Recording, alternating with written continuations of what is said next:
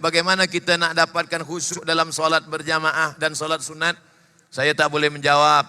Yang saya jawab hanya mendapatkan fatwa ulama saja. Di antara dulu ada buku kecil saya tengok ditulis oleh Ali Tahtawi dari Syam, dari Dimashq. Kata dia ada 5. Yang pertama, kita tidak boleh berbicara semasa wuduk. Kalau nak khusyuk sembahyang masa wuduk itu seolah-olah kita ni sedang sucikan hati, sucikan diri. Kita banyak dosa mulut, masukkan air wuduk ke mulut, berkumur-kumur, keluar dosa lidah. Banyak dosa biji mata, kita sapu air, kita siram air ke muka, keluar dosa dari biji mata. Banyak dosa tangan, kita siramkan air wuduk ke tangan, hingga ke siku, keluarlah dosa-dosa dari tangan. Banyak dosa isi kepala, kita ambil air wuduk, kita sapu kepala hingga ke telinga, keluarlah dosa-dosa isi otak yang kotor hingga ke lubang telinga. Kita siramkan air ke kaki, keluarlah dosa-dosa hingga dari celah-celah jari-jari kaki. Hadis riwayat Imam Ibnu Majah. Makanya semasa berwuduk tak boleh bercerita. Ini sekarang banyak kita tengok orang semasa berwuduk dia cerita, dia ambil wuduk. Itulah aku dah cakap pada engkau, jangan lagi sama dia. Jangan lagi, tapi engkau tak dengar juga kan? Itulah. Mana kita boleh wuduk? 2. Dari tempat wuduk ke tempat salat tak boleh tasbik. Tasbik menjalin jari jemari, tasbik. Membunyi-bunyikan jari. Yang boleh tasbih. Makanya selepas dari tempat wuduk ke tempat salat jangan tasbik. Jangan tasbik. Sebab hati kita rosak. Tapi kita bertasbih. Subhanallah, subhanallah. Allahumma salli ala sayyidina Muhammad. Bila datang kawan kita nak tanya-tanya, Cemana jadi kita petang nanti nak sembang-sembang sana. Allahumma salli ala sayyidina Muhammad. Supaya hati kita tak rosak. Sebab bila kita jawab cakap dia, kita akan bercerita juga. Rosak dia. 4. Masa mendengar panggilan azan itu adalah panggilan hari kiamat. Hayya 'alas shalah. Itu adalah panggilan sangkakala hari kiamat, ketika kiamat. Maka azan. Makanya kata Imam Jalaluddin Abdurrahman As-Suyuti, siapa yang mendengar azan, kemudian manakala azan dikumandangkan dia bercerita, dikhawatirkan dia akan mati dalam su'ul khatimah. Dengarkan azan baik-baik. Allahu Akbar, Allahu Akbar. Allahu Akbar, Allahu Akbar. Asyhadu an la ilaha illallah. Asyhadu an la ilaha illallah. Yang 4, apa yang dalam solat itu kita qiraah, bukan mutala'ah. Maka Nabi kalau solat mulutnya bergerak. Bismillahirrahmanirrahim. Alhamdulillah. Ar-Rahman. Ya Khabbab, apakah engkau pernah melengok Nabi solat? Ya. Dari mana engkau tahu Nabi solat? Aku tengok Nabi. Apakah Nabi kalau solat mulutnya bergerak? Ya. Dari mana engkau tahu Nabi itu solat mulutnya bergerak? Kata Khabbab, bittirabi lihyati. Aku tengok janggut Nabi bergoyang. Kenapa janggut Nabi bergoyang? Sebab tulang dagu dia bergoyang. Kenapa tulang dagu dia bergoyang? Sebab dia baca bacaan. Bismillah. Banyak sekarang orang solat mulut dia tak membaca, diam aja.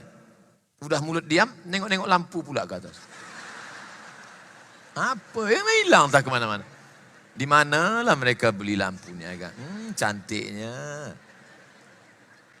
Ada pula tulisan kaligrafi Al-Quran nampak di dinding. Oh, nampaknya ini dari Nasrul Quran Putrajaya nampaknya. 5. Fahami apa yang kita baca dalam solat. Inna salati wa nusuki wa mahyaya wa mamati. Saya tak suruh translate. Saya tak suruh terjemahkan dalam bahasa Melayu.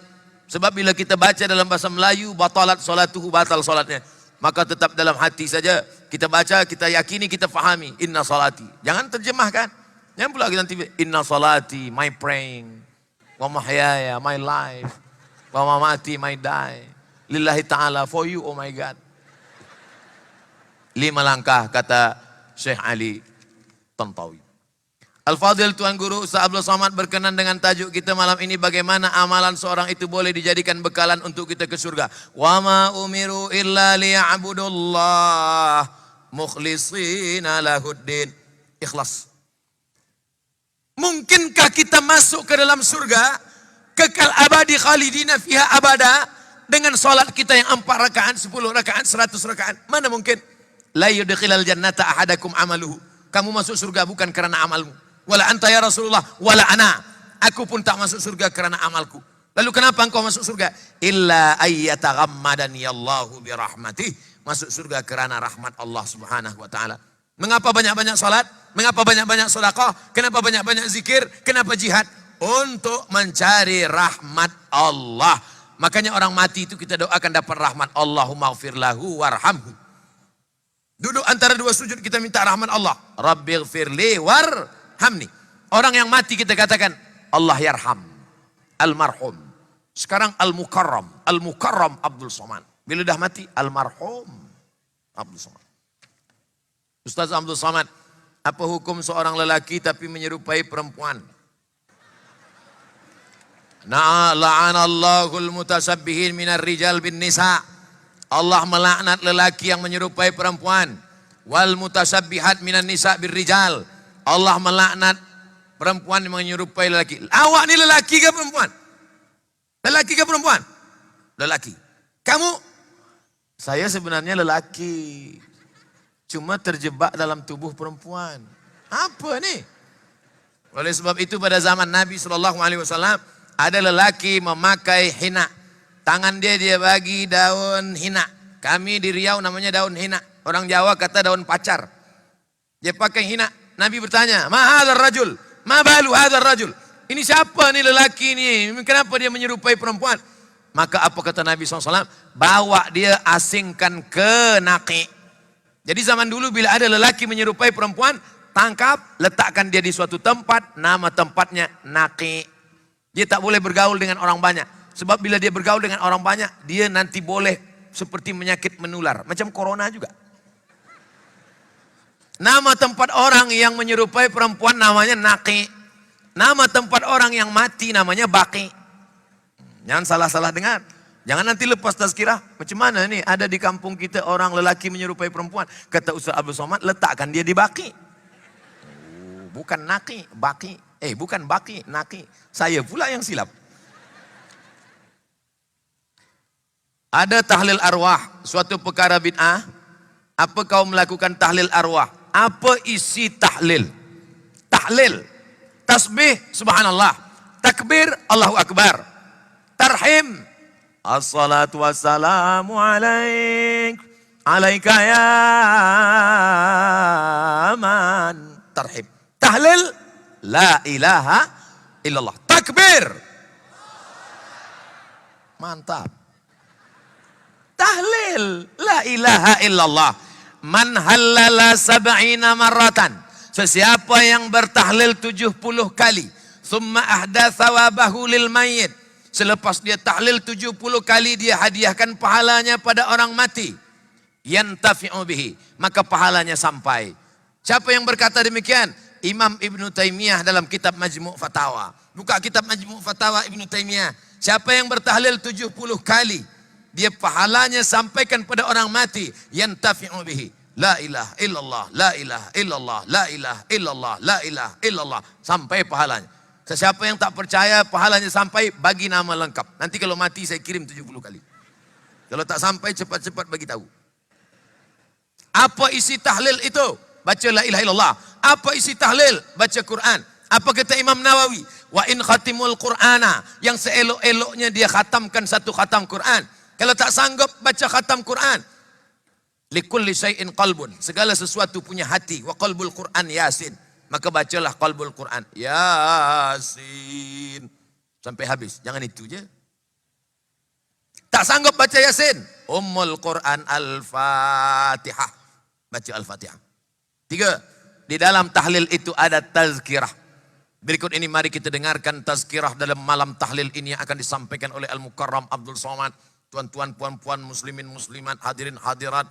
Malam ini kita mengenang supaya kita makin sabar. Wa tawassaw bil haq wa tawassaw bis sabr. Kedatangan kita tidak menghidupkan keluarga yang sudah mati, tapi kedatangan kita boleh meringankan beban dia.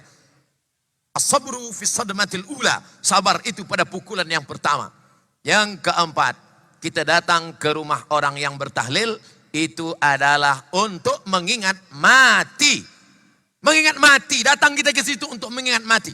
Esok awak datang ke rumah ya, ada tahlil. Saya tak nak datang sebab ada makan kambing. Saya menengok kambing ni naik darah tinggi saya. Bukan masalah makan, kita datang nak ingat mati. Yang kelima, bersedekah makanan. Ummi matat, mak saya mati. Afa atasaddaqu anha. Kalau saya bersedekah, sampai ke pahalanya pada orang mati. Kata Nabi sampai. Jadi kalau ada orang mengatakan sedekah tahlil tak sampai, Nabi mengatakan sampai. Ayu sedekatu afdal. Apa sedekah yang paling baik? Saqulul ma, memberi air minum. Air minum aja sampai, apalagi teh tarik. Sampai. Oleh sebab itu kalau ada mengatakan tak sampai, maka dalil-dalil mengatakan sampai. Kenapa mesti 7 malam? Dalam Quran tak ada, dalam hadis Nabi tak ada, fatwa sahabat Nabi tak ada. Tapi kata Imam Atta dari kalangan tabi'in ada. Orang yang meninggal dunia itu diuji kuburnya 7 hari 7 malam. Maka dianjurkan untuk meringankan ujiannya bersedekah ahli bait keluarganya 7 hari 7 malam. Maka yang paling elok 7 hari 7 malam. Kita pergi ke rumah anak yatim. Tuan pengetua rumah yatim. Berapa anak yatim di sini? Ada 100 orang. 100 orang anak yatim di sini saya tanggung makannya 7 hari 7 malam. Lagi bagus. Jadi awak nak tanggung makan dia 7 hari 7 malam. Saya tanggung makan dia 7 hari 7 malam. Semuanya. Enggak, 3 orang aja. Kita tak ada duit banyak.